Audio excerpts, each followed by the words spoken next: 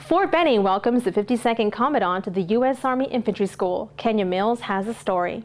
Colonel Infantry Commandant. It's hard to imagine, but 32 years ago, Colonel Walter Piatt was Private Piatt, attending basic training here at Fort Benning. So of course he, as anybody would do, tried to let the drill sergeant know that this was not correct. His name was not Platt, it was Piatt.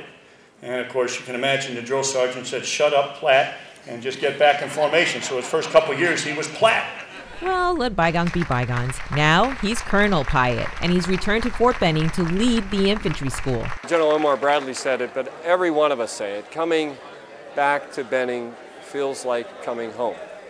And the spirit of Benning is alive, and I think it's stronger now than it ever was.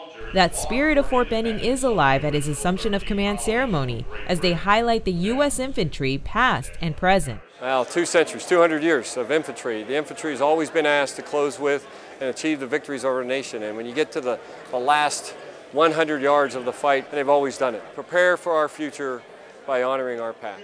For the soldiers wearing the period uniforms, it means showing appreciation for their history. It's a cool thing to be able to come out here and put on a uniform that somebody else wore, that somebody else fought for our country to do. You can't know where you're going if you don't know where you've been. I've been told that my whole life. I hope, 50 years from now, they look back at our time and, appreciate what we went through. Doesn't matter how big you build the bombs or how sophisticated the guidance systems are, you're still going to need the guy on the ground with a rifle who's trained to find, fire, and annihilate the enemy.